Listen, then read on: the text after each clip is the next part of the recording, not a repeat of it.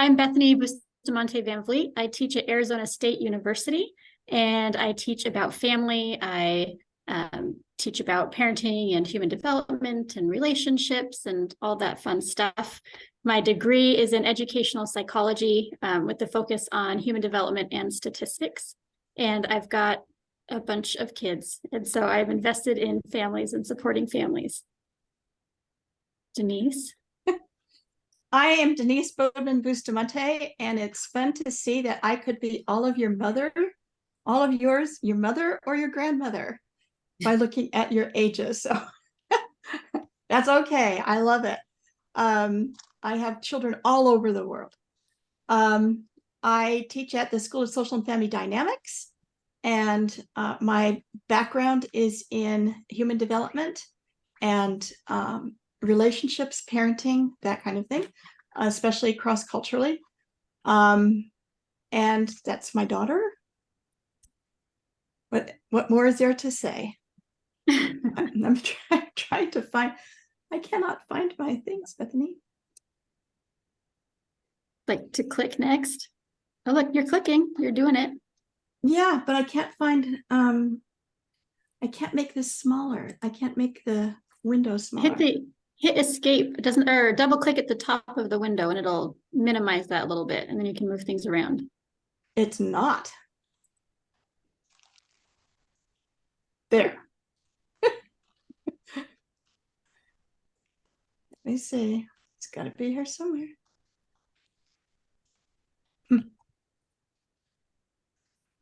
Okay, I don't see what you see. We see PowerPoint open, not in presenter view. PowerPoint open, not in presenter view. Yes.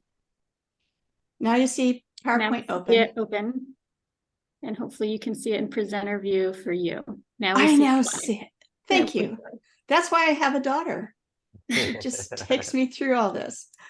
Okay, we are, let's see if I can back it up to the first one.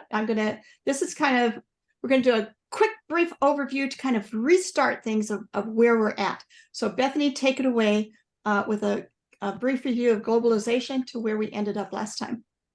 Okay, I'm going to do this so quick, so sorry, y'all. So we talked about, or we touched on at the end of our last meeting about globalization and how the world has become more interconnected and interdependent. We talked about some of those reasons, including, social media as part of that.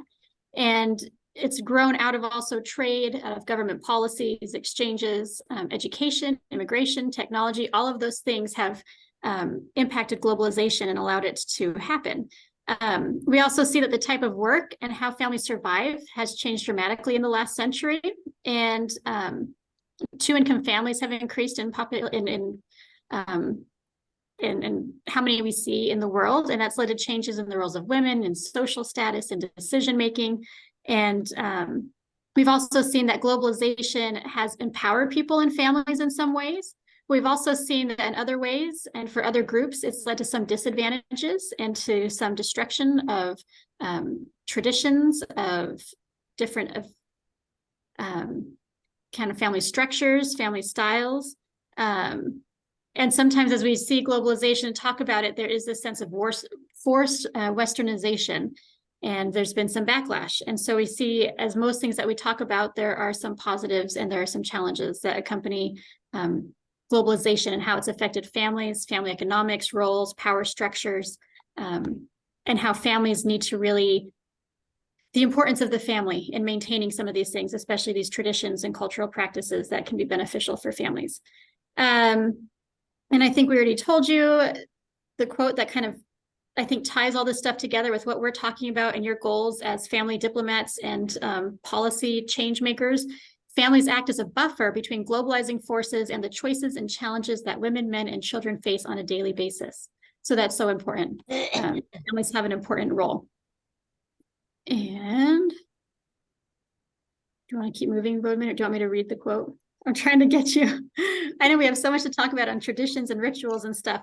And we touched on the fact that as we looked at demographics and we looked at those numbers and the changes in families, or at least the changes in aging and the changes in mortality, the changes in fertility, a lot of those tie into issues impacting the family. And the policy related to that impacts the family, and those policies impact the demographics. And so these are some of the family issues that we see, a lot of them related or connected in some way to demographics. And we kind of ran through those, I think, quickly when we ended last time. Can you, Bethany or Denise, elaborate a little bit on these different family issues from a global perspective? So for instance, like what's going on with family economics that's become an issue? Well, one thing, for example, is employment within families, which is kind of important, right?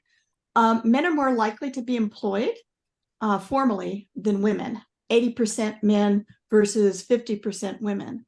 The highest female labor force participation is in rich and poor countries, lowest for those countries that are in between.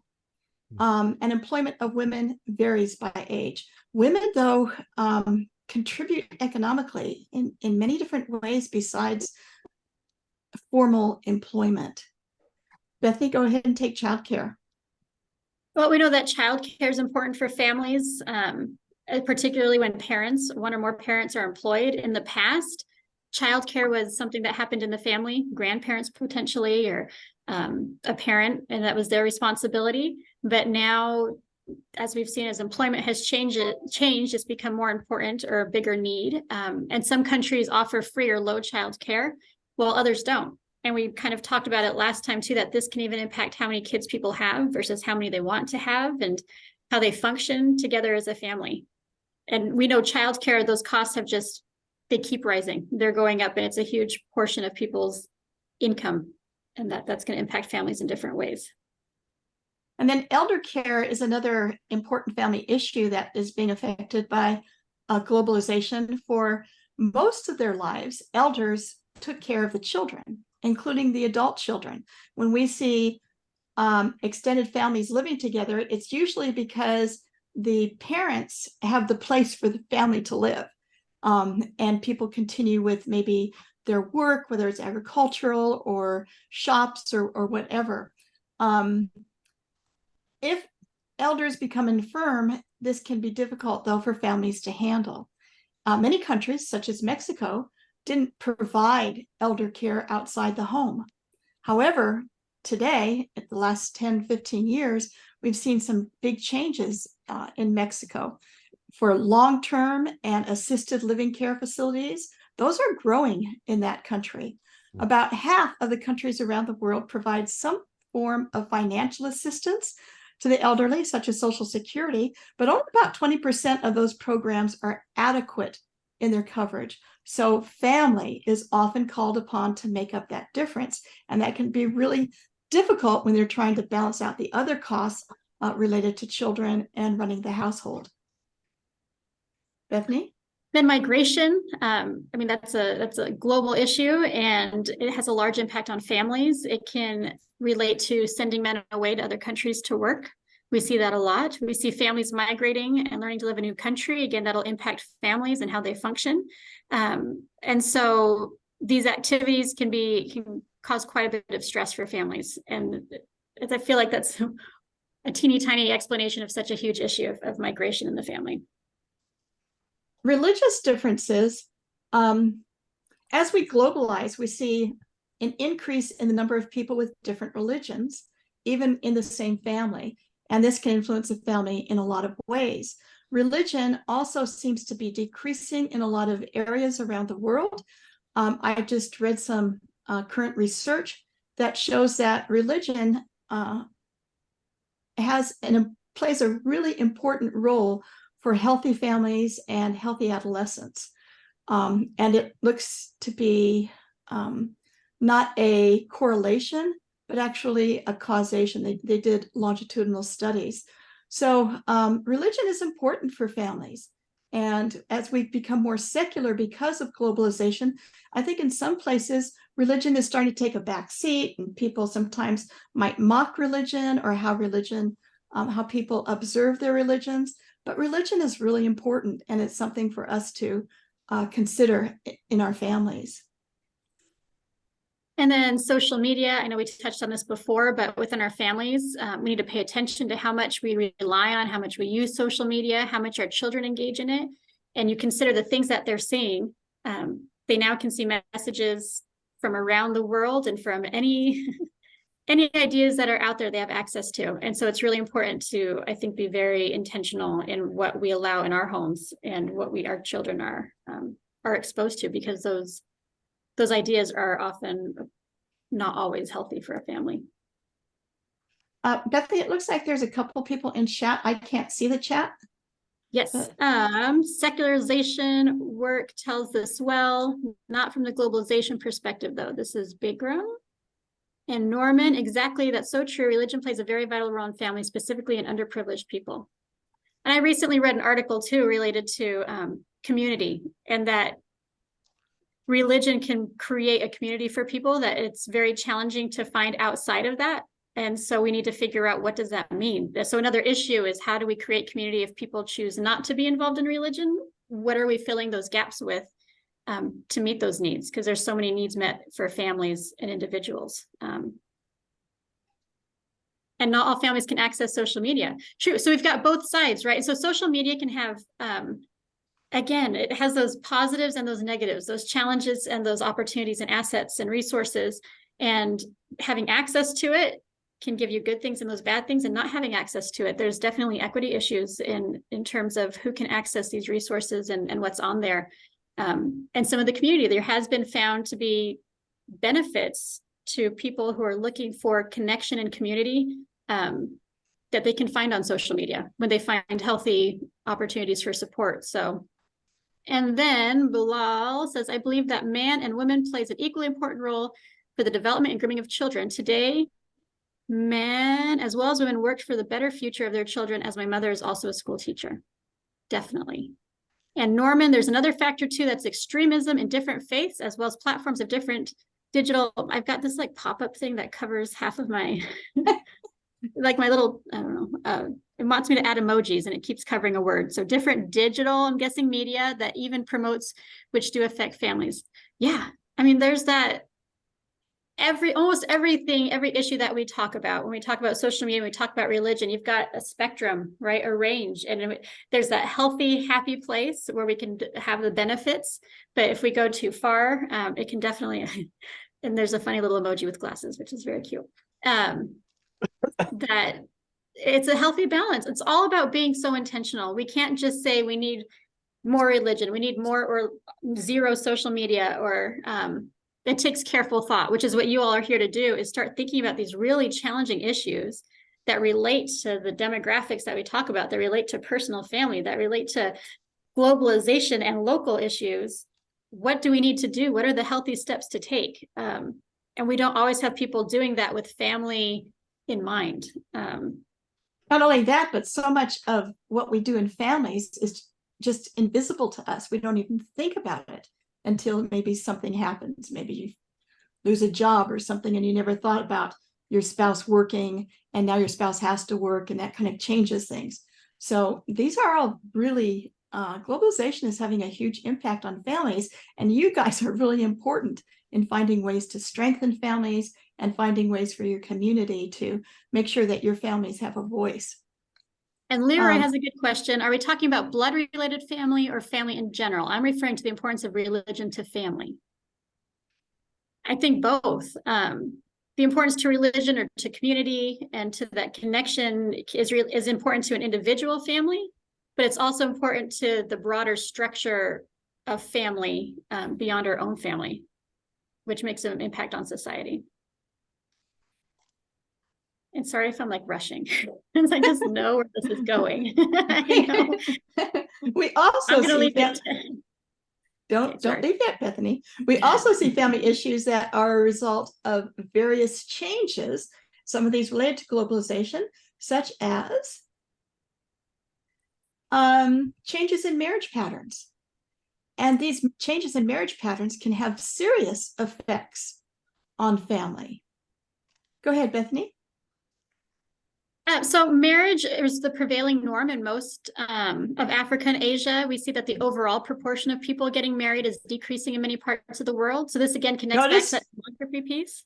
Notice the word is decreasing. Marriage is decreasing. Go ahead, Bethany. So in many countries in the global north, as well as Latin America and the Caribbean, the decrease in marriage has been partially offset, though, by an increase in cohabitation. And we also see that divorce, separation, and widowhood are also on the rise. So we see marriage and family structure is changing. And this is important because universally, marriage appears to be related to more positive outcomes in families. Even cohabitation doesn't have the same positive outcomes overall as marriage. There are some places, for example, in Sweden, where people cohabitate more than they get married. And now they're trying to find ways, because of some of the research that's coming out and some of the outcomes related to children, they're trying to find ways to maybe encourage people to marry. But it's hard. And we have some more fun demography maps for your demography graphs. Paul says, interesting that we think of divorce as negative for families, but for many women and girls worldwide, divorce can be liberating, if not life-saving. We're going to get to the divorce slide in just a minute, where I will say that. Yes, 100%. Exactly that. And again, there we go with the spectrum of everything has nuances. And we have Nusrat says, in our capital city, Dhaka, 4 divorces per hour. It's increased a lot. And then I like these little reaction emojis. Leroy says, it's complicated to comprehend then. That's because there are religions that do not agree with each other. So why have people from opposite religions come together as one family? It's an important issue.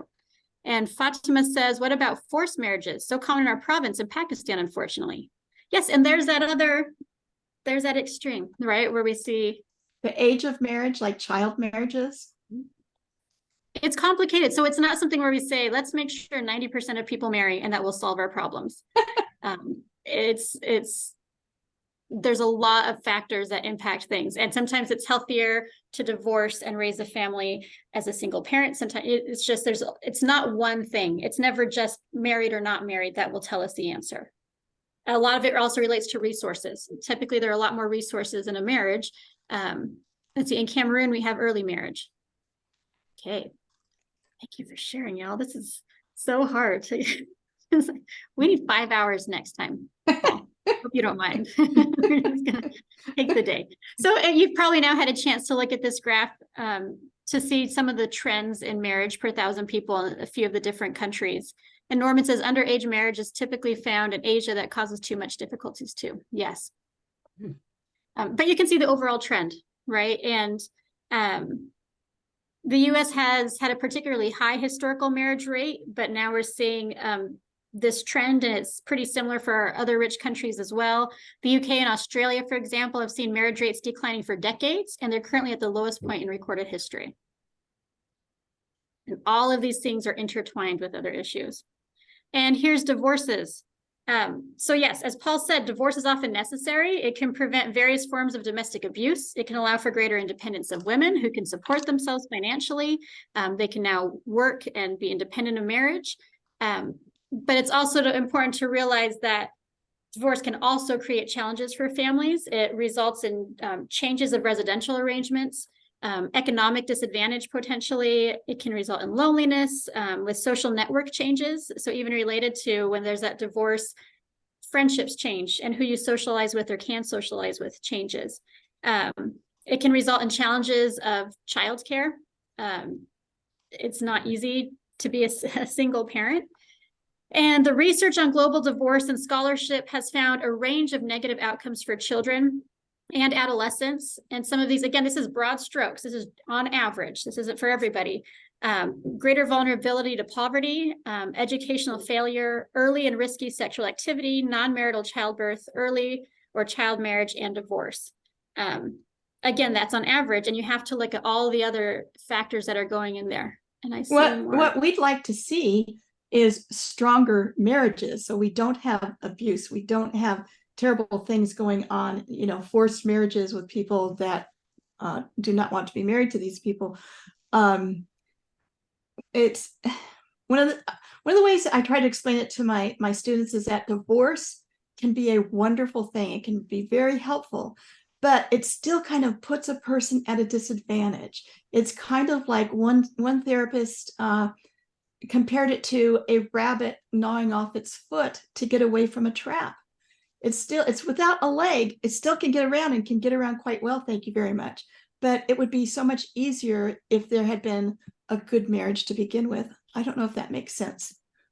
And so that's where the focus on policy and stuff, we can't just look at just decreasing divorces or laws to make divorces harder, or we have to look at what can we do in the front end of things to help with positive relationships. How do we increase the likelihood of positive relationships in general, right? And what steps can we take in cultural ways that we view these relationships?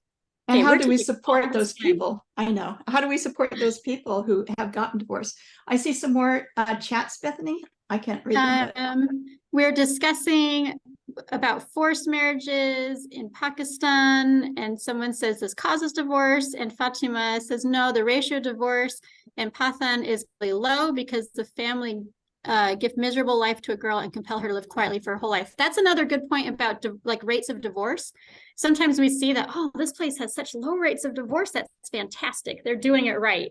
But again, you're not seeing the whole picture, right? We need to take into account why, if it's not legal to divorce and you're forced to stay married, or you're staying married in these poor conditions, and that's an issue. Low divorce rates by themselves don't tell us anything. We also, I'm sorry. So I was just going to do more chats. Do you want more chats? Well, it was related to what you said, because we also are looking at marriages in terms of love-based marriages, which is a globalization phenomenon, and family arranged marriages. In terms of success, both seem to be equally successful. And that's something that I think is important. Go ahead, Bethany. We've got things are improving in Pakistan, different volunteer organizations that try to prevent forced marriages. Norman's working with one of those organizations. Nusrat says here, divorce is considered a curse for a family, and many families broken just because of divorce. Yeah. All right. Okay, family structure. That's changing. And again, as we've kind of touched on it, as we talk about marriage and divorce, but also who's living in a household, all of those things are changing, and part of that's related to globalization. So what we've found is that households consisting of a couple with children, including young and adult offspring, account for 38.4% of households worldwide. That's that nuclear family. And that's still a large proportion of households. The second, and you just left my beautiful picture of little families. The second most widespread household type is the extended family. That's 26.6% of all households. And that structure still prevails in most developing countries. And households consisting of couples without children are 12.9%, and one-person households 12.5%. They're almost equally common worldwide. Although we do see that in Europe and North America has the highest rate of couples without children, which is 23.6%, and one-person households, which is 27.1%. And there's lots of reasons for this. We also see that single-parent households continue to increase. Of 130 countries and territories, the U.S. has the world's highest rate of children living in single-parent households, which might mean we need to focus more on certain types of resources and supports. We also see child-free families. We talked about this a little bit last week. I don't have numbers worldwide, but I did think it was interesting that in a study in Michigan, they surveyed 1,500 adults. They found that 21.6% of adults don't want to have children, and they're choosing to be child-free. That's a relatively high number, so it's something to be aware of. But it's kind of some of that newer data. Can you explain? There's a million things to. Bethany, just a quick question. It's the chart here says adult child worldwide. There 9% of families are, if I'm understanding correctly, are led by an adult child, and that's higher than a couple. So there are 8% of families worldwide that are, and so I'm just trying to make sure I'm interpreting this correctly. That worldwide 8% of families are led by a couple, presumably a husband and a wife, but 9%, so a higher number, are led by an adult child. Is that correct? Am I reading the same way you are? Yeah, I mean, that's how I'm reading it. I didn't dig into the adult child line. I was looking at extended two-parent couple. Yeah, that's interesting. It's really weird. Denise, do you have any insights on adult I child? I have no insight. Okay. This is really, it's Insight really free. strange. Yeah, I'm gonna have to look that up because I skipped over adult child. Oh, we have a hand raised for you.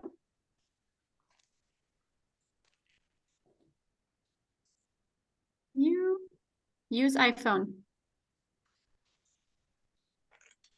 Right. Can you explain the adult child? I just want to make sure I understand it. So the adult child, if that means who still when they grow up as an adult, who still live with their parents and without marriage.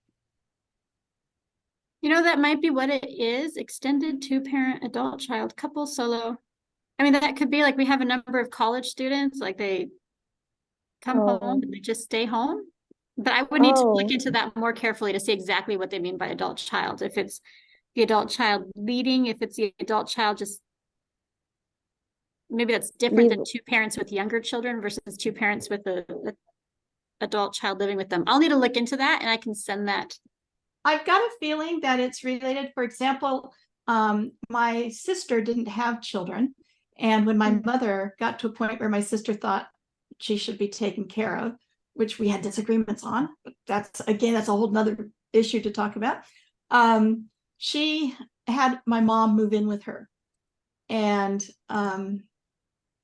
so there was my mom and my sister, and that made up the household. And you wonder if how they differentiate this, because a number of families could, like, there could be so many different reasons or structures for that. Yeah. Oh, sorry, keep going. Yeah. So it looks like I don't know. This percentage is about the worldwide, but actually I know this kind of a situation is going to raise, especially in China. A lot of adult now after they graduate, many years, they still live with their parents, and they share income to pay their payment. They live together, but some of them they don't even want a marriage. Interestingly, so and I think that's interesting too, and it also relates to how these statistics are gathered. A lot of places don't keep very good statistics, and so how accurate are these statistics? And then also they mentioned whether these are recent, and Vikram pointed out it's 2010, 2018 in this image. A lot of the numbers that we have, we're always behind. I mean, 2018 is relatively recent for data, but the time it takes to collect this information and to sort through it and clean it and turn it into something meaningful usually means now things have changed by the time we have those numbers. And so that's another thing to look at.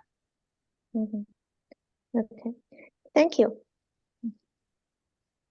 And Zining?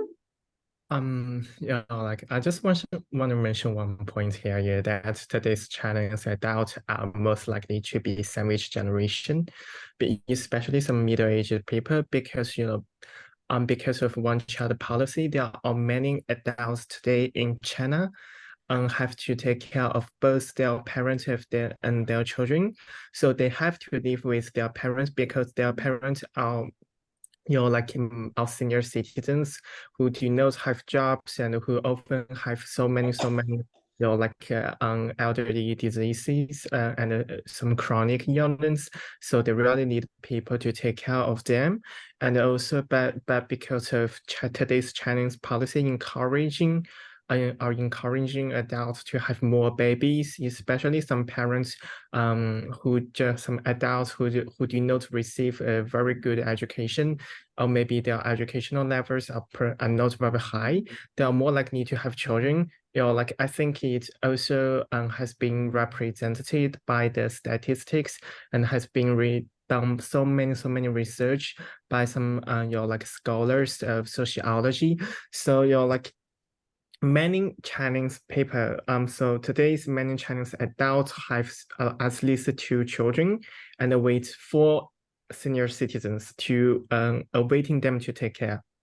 It's a very huge number. It's also the reason why today's Chinese people are more likely to live together, because they cannot pay pretty high housing price just to buy a house for their parents or buy a house for themselves, because they don't have enough salary to do so.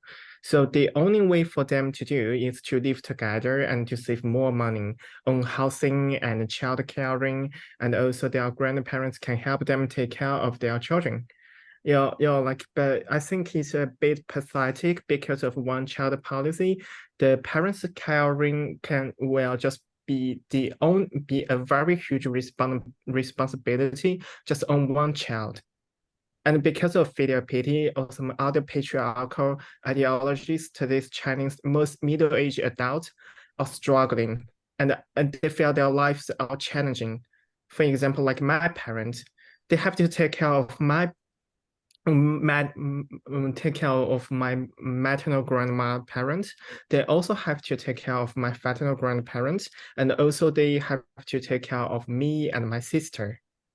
So it's also the reason why today's many Chinese family became a sort of like a very huge family, like with grandparents and with children and with a couple of parents. So I think if we really want to talk about Chinese society, we have to talk about the consequence of one-child policy. Yeah. Also the reason, and combine them with today's Chinese social pressures and social stresses, like housing price, no salary, and also the education cost, a high educational cost, and also the because of the lockdown policy, today's China did not have enough money to support a financial foundation to support healthcare as the past. So so today's people also have to suffer from a very huge pressure of the healthcare. So yeah, I just want to that's what they call the 4-2-1 problem that they have in China. Yeah. The other thing is that in places where older adults have money and are fairly healthy, they would prefer to be on their own. It's not, oh, we love each other, so we're all going to be living together. No, we kind of, we've done our time. We're gonna, if we can, live on our own. So it's it's very pitiful that today's the relationship between families in China are more inclined to be responsibility instead of love. Instead of love, yeah. Yeah, like many people, they don't feel beloved. They just feel it's my responsibility to take care of my family members, to take care of my aging parents, to take care of my children. And why you get married? Because you get married, you can have children. And also your children can take care of you when you're getting old. Yeah. So it's a bit pitiful. Yeah, that's very interesting. And I love that term, beloved, where children don't feel beloved, but they do feel a sense of duty. And I just feel like that was a perfect example of everything we've been saying about these roles, who lives in the house, the social issues and challenges are related to this intersection of the policy, the economics, the available resources, these family beliefs that all goes together. We have more comments, but I think we need to finish. Does everybody see the slide normally? Yes, it's back now. Okay. Let's go to the next one. This is just looking at how family size is recently with data, and how the number of people living in households has changed and how it differs in different regions, and that can also be related to differences in family structure as well. Kind of interesting. And we have so many graphs. This is just looking at children born outside of marriage. And children born outside of marriage also tend to have, again, more negative consequences. Now, I'm not saying that a child can be born outside of marriage and not be fully successful and have a happy, healthy, successful lives. when we look at research, and Bethany is the researcher here, we look at averages, and it's harder for children who are born outside of marriage. And this is looking at older adults and where their likelihood of living alone. And again, we touched on this, how economics and income seems to be related to where people choose to live. All right. We are now going to move on to rituals, routines, and traditions. An important finding by family scientists is that rituals, routines, and traditions are important in healthy marriages and family relationships. These have been studied by all different types of scholars, anthropologists, sociologists, psychologists, and family scientists. Each take a slightly different perspective. Each uses slightly different definitions, but all recognize the importance and influence of these. Now, we actually differentiate between rituals, routines, and traditions.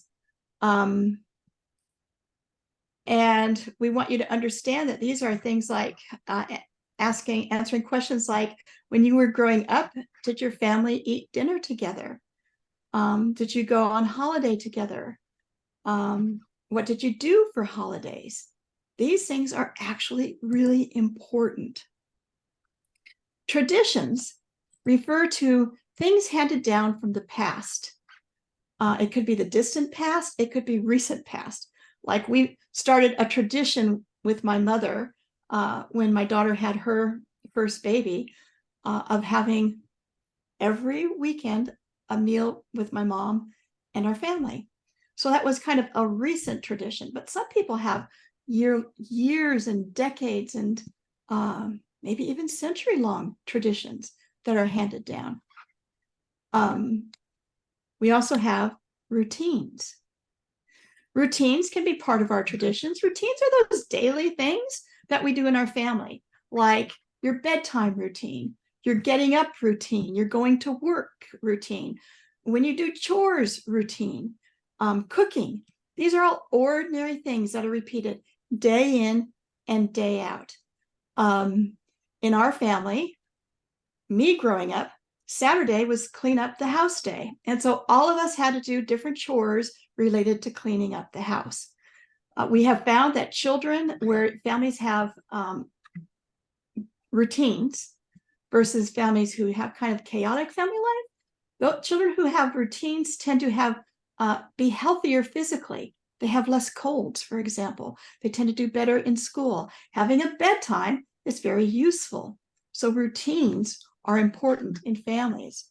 And then finally, we've got rituals. And rituals are bigger than routines. Okay, so for you guys out there right now, let's just get a couple people. Oh, Bethany, go ahead. I see some chat. Okay, and I'm going to be leaving, so someone, maybe Paul can read you Maybe chat Paul can do the chat for once I me. run away. We've had some great discussions on our last slides, but Yes, and where did you leave off? Actually, you know what? Let's have one of our interns kind of lead with the reading of the Zoom chats. But where did you leave off, Bethany? In terms so where of we're at now, Bigram says they give a sense of belonging, and Norman says, I agree, it's not just, oh no, this is, let me see.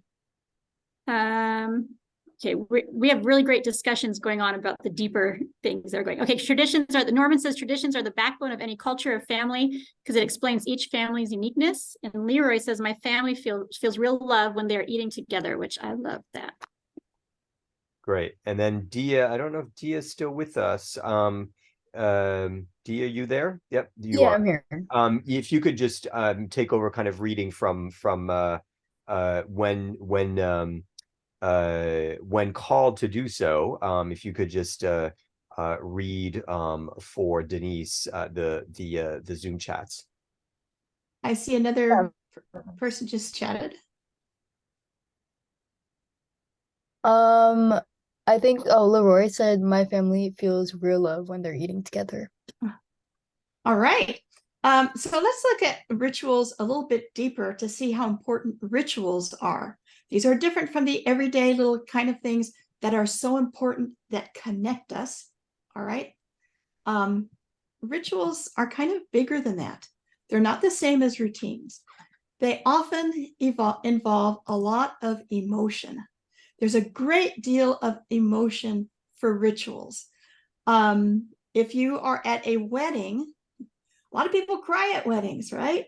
There's just a lot of emotion as we see this young couple preparing for the future. Funerals, a lot of emotion. There's not a lot of emotion in cleaning bathrooms or vacuuming.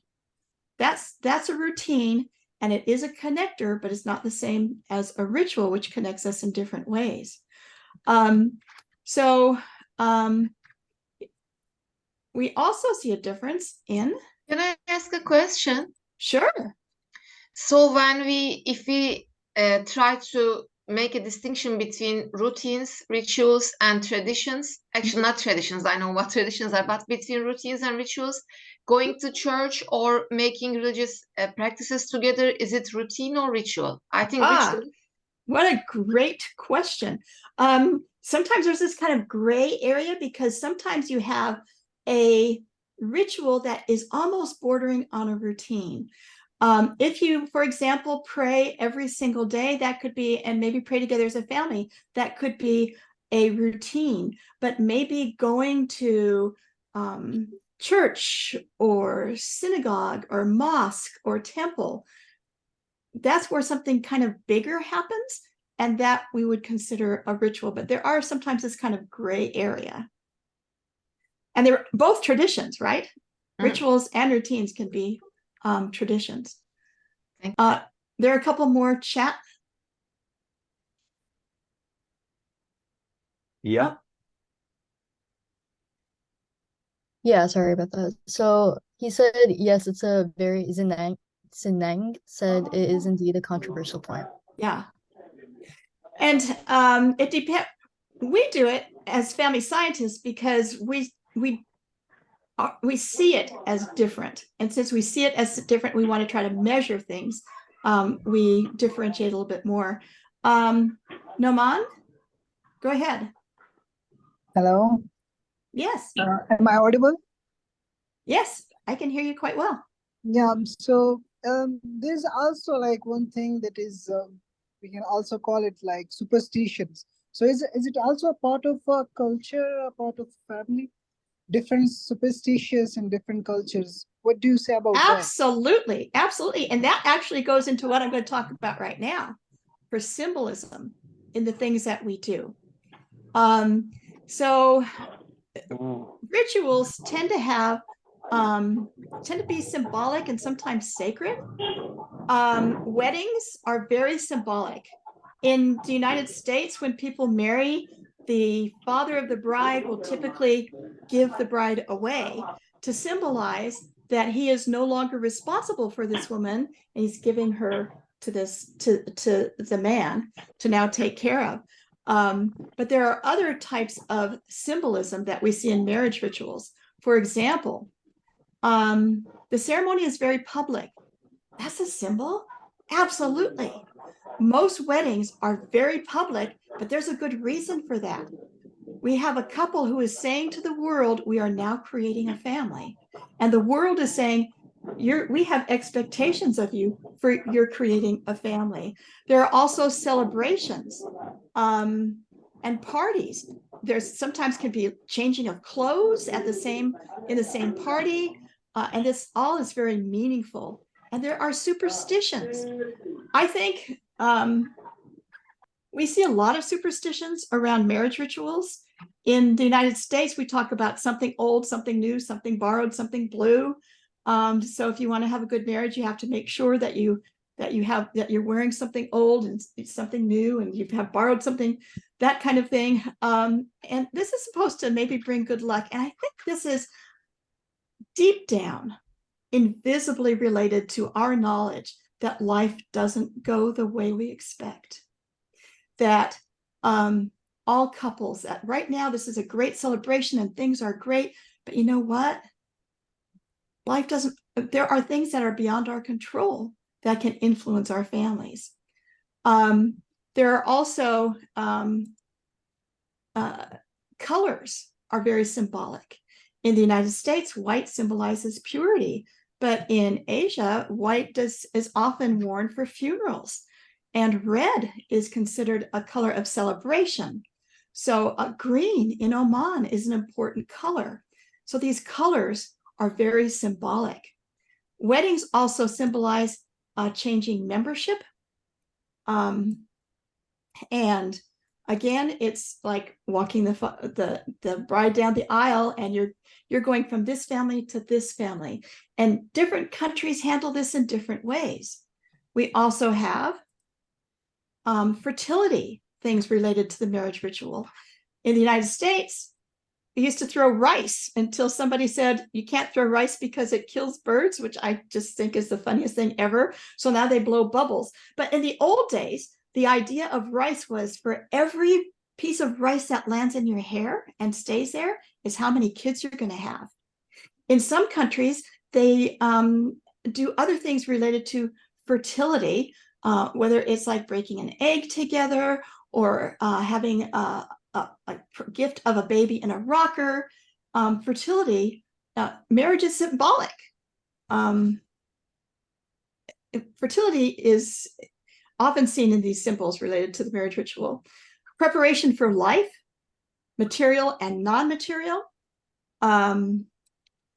So, and I think one way, for example, is in China, they will serve cake to parents first at a wedding and then to each other. That's very symbolic of placement and hierarchy of family. In the United States, we will feed cake to each other. And again, the symbol behind this is we are now serving each other. I will serve you and you will serve me. In Germany, they have something called Polterabend, which is where they crockery is broken and the young couple has to clean up the mess together, because in life they'll be cleaning up many things. Gift giving is also preparation. When my husband and I married, they had a dollar dance. My husband's family is from Mexico, and they would pin $1 on my dress and they would then get to dance with me. I was thinking, well, this is kind of strange. But at the end, when I counted up all those dollars, it paid for a lot of the wedding. So that was kind of nice. I see a lot of comments in chat. Can you share those with me, please? Yeah, of course. So Fatma said that KP is mostly male dominant and women are mostly allocated for household work. But my husband and 7-year-old son cook together sometimes for us, and we enjoy it a lot. And she said, I'm a working woman and have a tough job, but no matter how tired I am, my son always wants bedtime stories. And we travel a lot, and that's always the most beautiful time for us, because we feel bonding and quality family time together.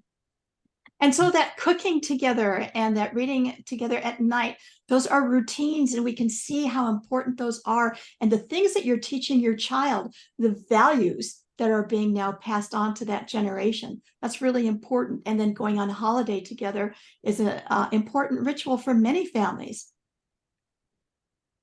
Next one. Do you want to read the other ones? Yeah. Nusrat said, here marriage means that the red color clothing items mostly, especially for girls. And then Leroy said, here in Liberia, we use kolana and uncleaned rice as a symbol of giving the woman to her husband. Noman said, in our country, we do give the bride the holy book, the Quran, for the good luck and healthy life as a symbolic representation. Mm-hmm. Abdul said, just recently we saw a man who got married to a crocodile, and that can also be considered symbolic or superstitious. Bilal said, in Pakistan, people prefer to match a caste for marriage, but this happens in arranged marriages only. Oh, okay, I want to go back to marrying a crocodile. I don't know if that's not typical, right? Yeah, right. And Abdul is connecting from Ghana, so it's hard for him. I think his connection is quite poor. So okay. he may not be able to explain, unfortunately. Okay. But all those things, it's fascinating. And as we globalize, it makes it kind of difficult for us, like here in the United States. If a woman were to wear red, red is not associated with purity in our culture. And so people would say, oh, that's crazy. Just as white in other cultures is not associated with purity and joy and happiness. It's very, Zineng. Yes, but I find a point which is very interesting is that in China, even though we receive and adapt many Western cultures in our today's weddings and other rituals, like and some people they will just also wear in suit and tie to attend some formal occasions, and also like brides will also wear in white to attend her own very important ceremonies. We still, like combine them with our own culture.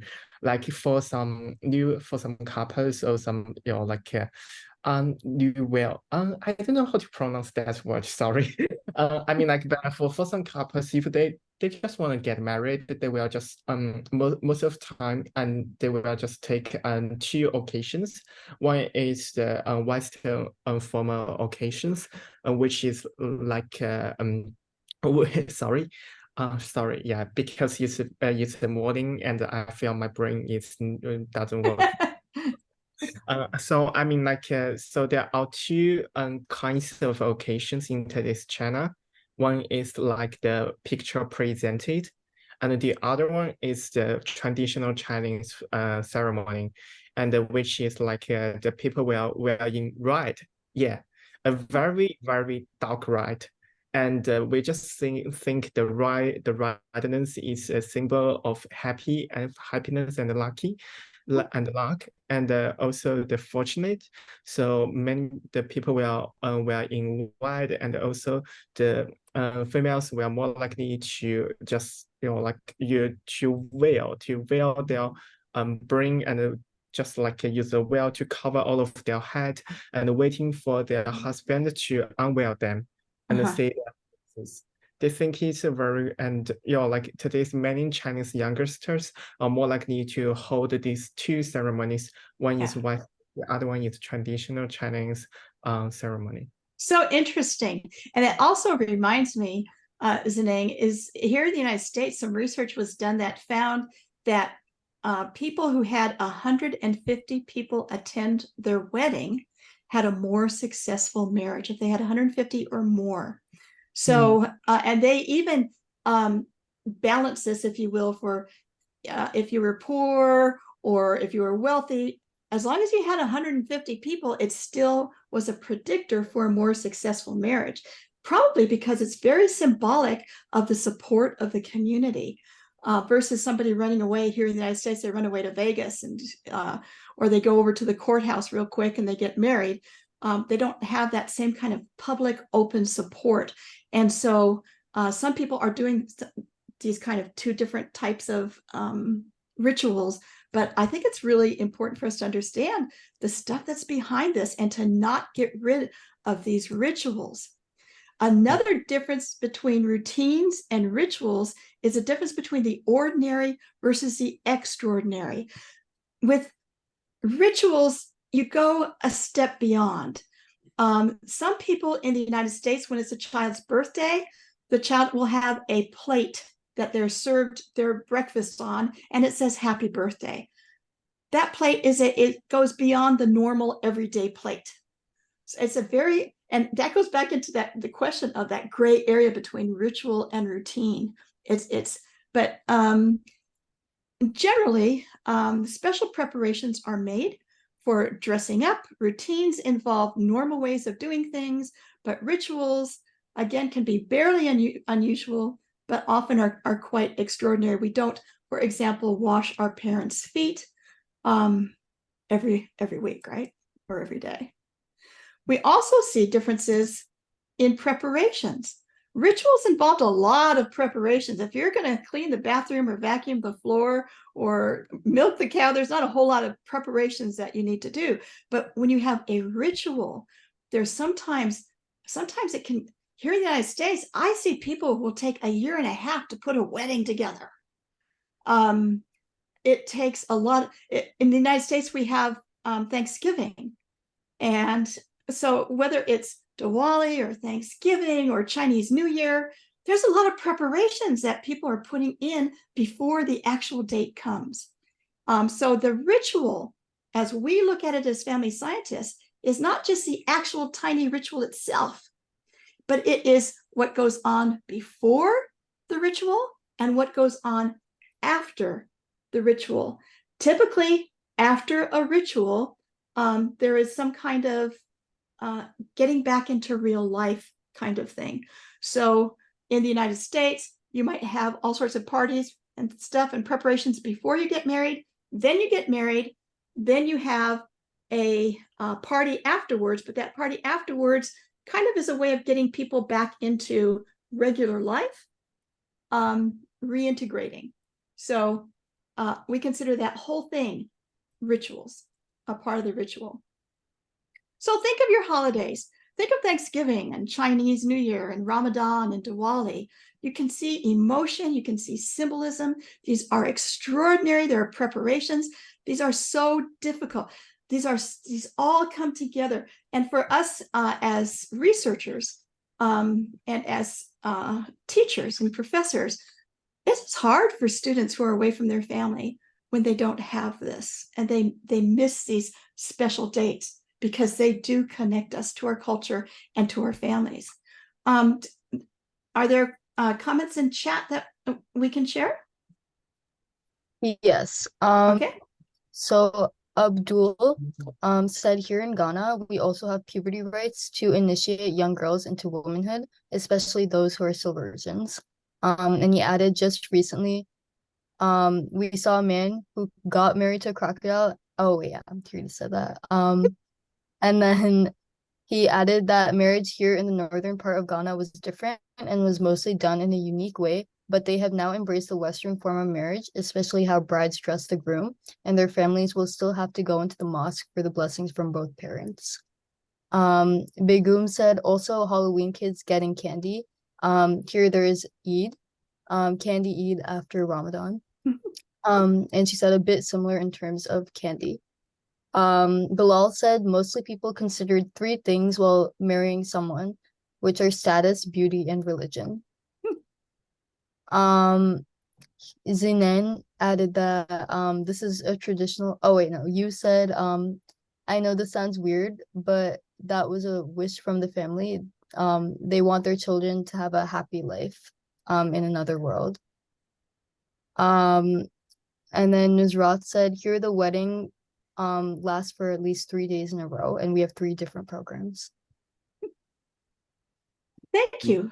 And people are also sharing photos, some very colorful photos. Oh my gosh. So yeah. I would sure love to see those. I'd like to use them in my class. Okay, so as we talk about it, what do rituals and routines do for families besides connecting? They provide us with really valuable resources. When they are wisely used, they can help families reach goals such as unity and intimacy and meaning and membership changes. They can help people, but let's look specifically. There have been 7 family goals that routines and rituals seem to help with. One is creating healthy emotional ties. This is my mom and 2 of my grandchildren. It was wonderful for them to get to know their great-grandmother. And it was wonderful for my mother to get to know them and to have that healthy emotional tie. She would dance around with them and sing in Polish, and it was really kind of cool.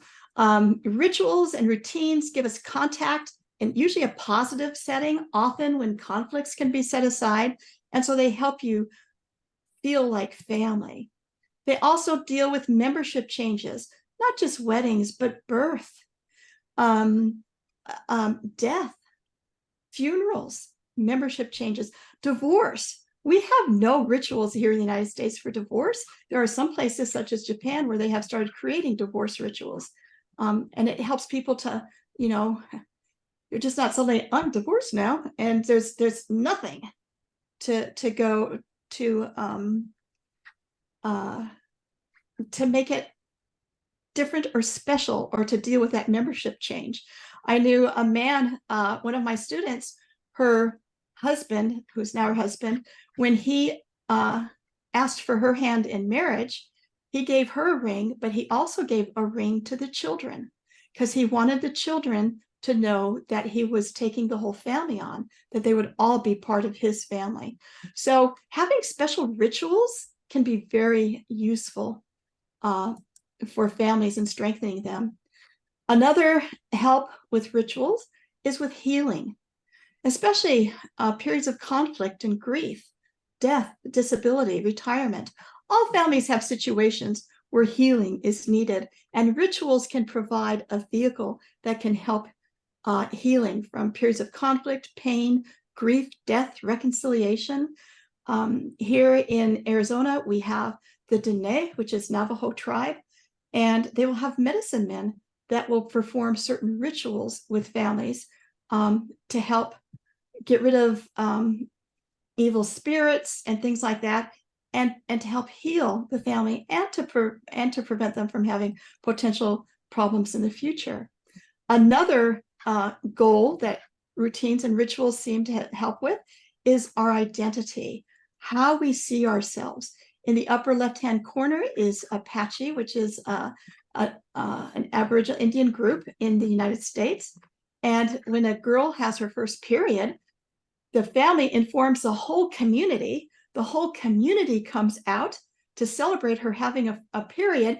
And then they have, they do certain things with corn, and these things say, I have become a woman and I am Apache. So these are kind of cool things. Going to church every Sunday, going to prayers, daily prayers. These help us to re-identify constantly and maintain who we are. So we have Chinese who live in the United States now who celebrate Chinese New Year. It keeps them connected to their culture and to their past.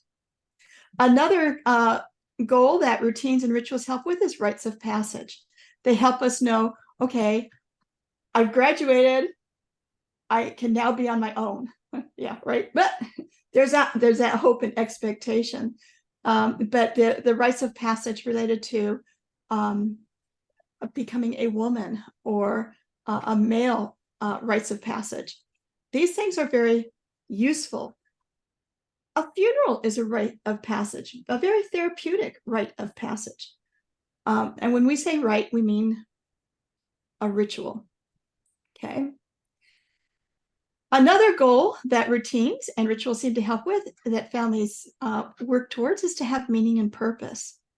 And our rituals deal with the deepest level of shared meanings and shared values. What is important? Answering big questions such as the meaning and purpose of life, injustice. Rituals help people deal with these deepest things. Where did we come from? Why are we here? What is the nature of reality? What is the role of birth? What is the role of death? What is the role of sacred? In the United States, I think we have lost a lot of the meaning of sacred. And sacred is so important to many people, including me. The possibility of life after death. These are challenging concerns intellectually and emotionally. And the symbolism of rituals such as Thanksgiving and baptism and funerals, they provide a sense of meaning. They provide a sense of purpose that would be kind of elusive and difficult if you didn't have that ritual. So when you look at a wedding ceremony, it has both loss and it has and mourning and joy and celebration. And finally, family goals and rituals help with, or a goal that routines and rituals help with, is order and predictability.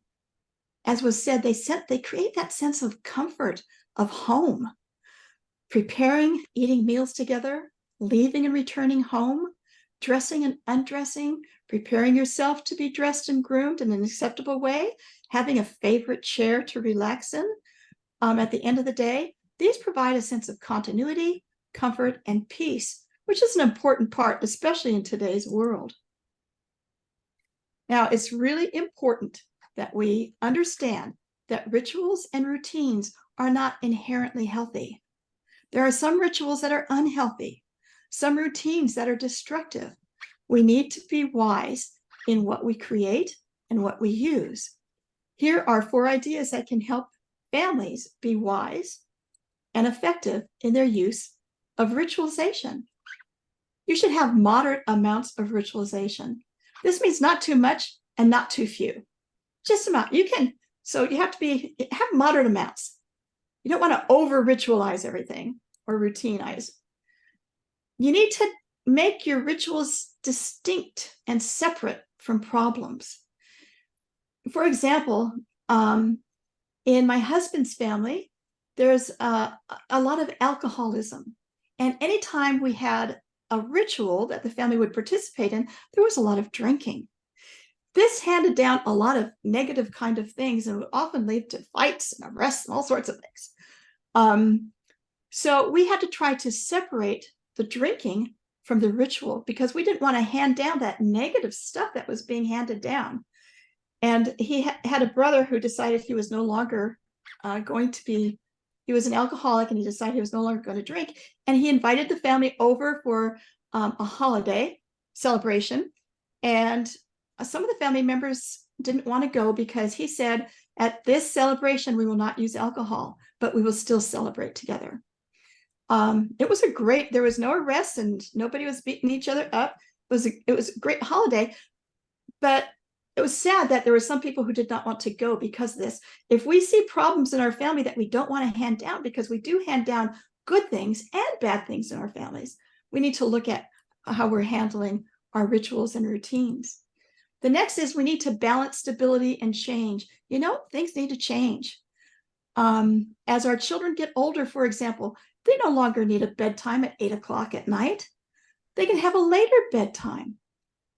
So we need to kind of understand that there are some things that change for the good, and we need to be adaptable to that. And we need to avoid inappropriate use of rituals and routines. So, for example, you don't say, if you don't go to your mother's house for this Thanksgiving, you're not going to be part of our family anymore. If you go to your in-laws' house, then you can just forget being part of our family. That's really inappropriate use of rituals and routines. New families have to try to figure out how to balance all these things that are coming at them from different places. So you don't need to use rituals to control your kids. They can be used to perpetuate cross-generational alliances where you don't let your kids go. They can be abused by keeping only certain rituals and ignoring another set of rituals that might be part of the family too. So these are ways that you can have a healthier use of rituals. If you want to destroy a family, you destroy their rituals. And I see this happening around the world right now. And part of it is due to globalization. Part of it, who knows what it's due to. But you don't want to destroy family rituals. And different countries have done this. Different countries have destroyed family rituals in order to have power and control over the people.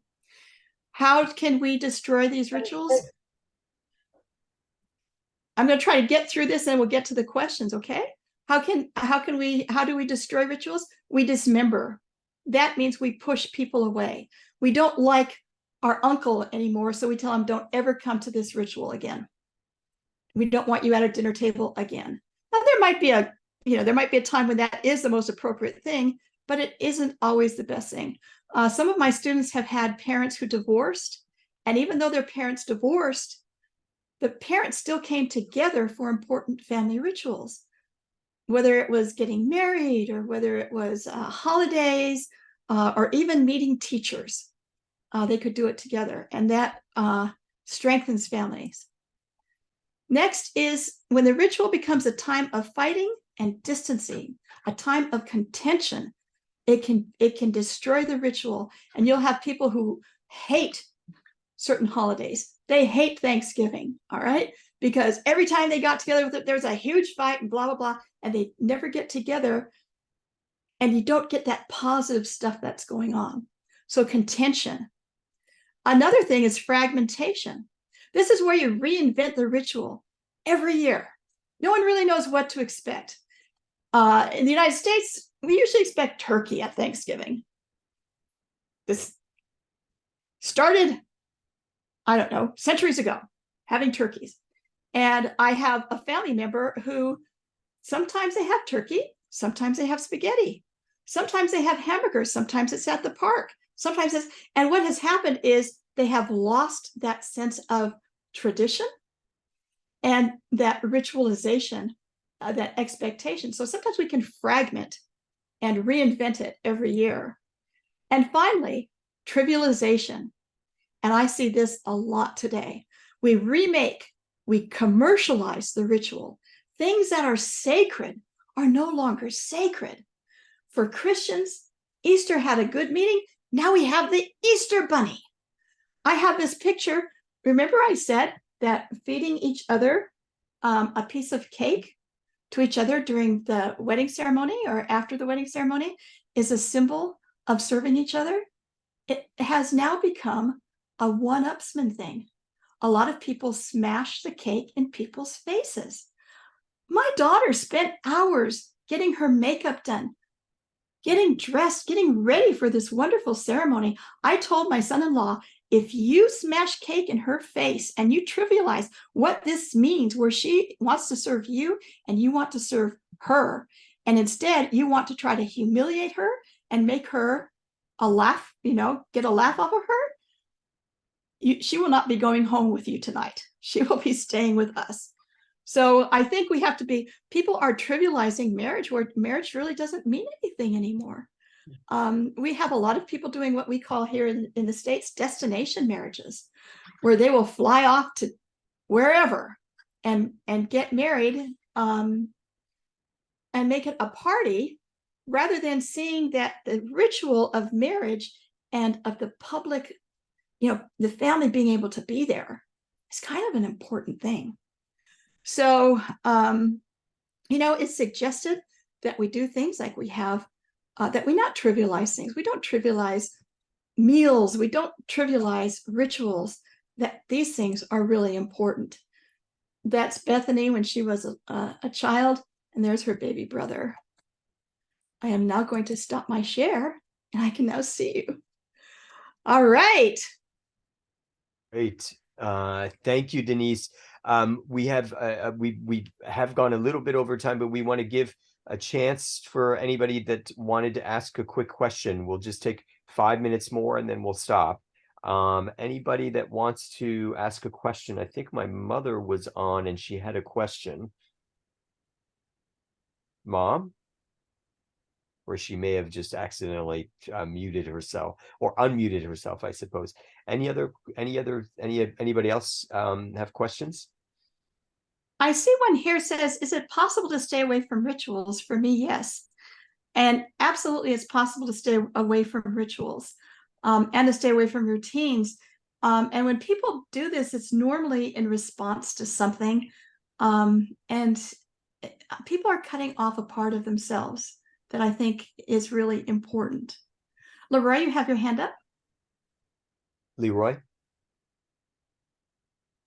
Yeah, I want to know if religious practices are part of ritual, because those things cannot just happen on a daily basis. Some can be planned and worked on for a long time. So are they also part of rituals, or they are just traditions that are practiced by people? And the answer is absolutely. Religion can be both a routine and a ritual. For example, you might every day get up and put on clothing that has religious significance to you. That is more like a routine. But when you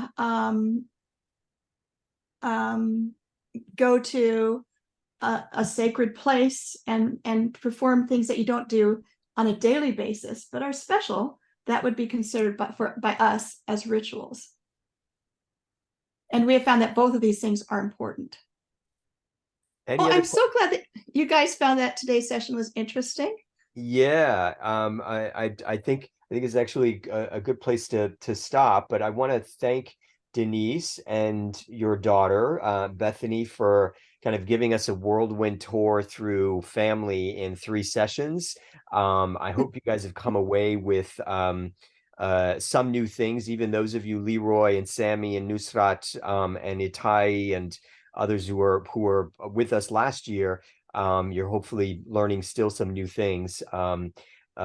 So next time we are going to be next Sunday for the next 3 sessions, we're going to be learning about citizen diplomacy. There will be some new information and then some information that we had last year, just like this time. But I want to wish everybody a good rest of your Sunday. And thanks to Denise and Bethany once again for what is really kind of a warm and interesting kind of presentation that you guys offer on this. Really helpful. Well, thank you so much for inviting us, and hopefully you have just a sliver of understanding that family is there's so much to it, and it's not easy to change everything when you have all these things that these layers that make us who we are and create such wonderful diversity. So thank you very much. I'll see you guys later, and good luck to you. Don't be afraid to contact us. Don't make yourself strangers. Thanks, everybody. Bye. Bye.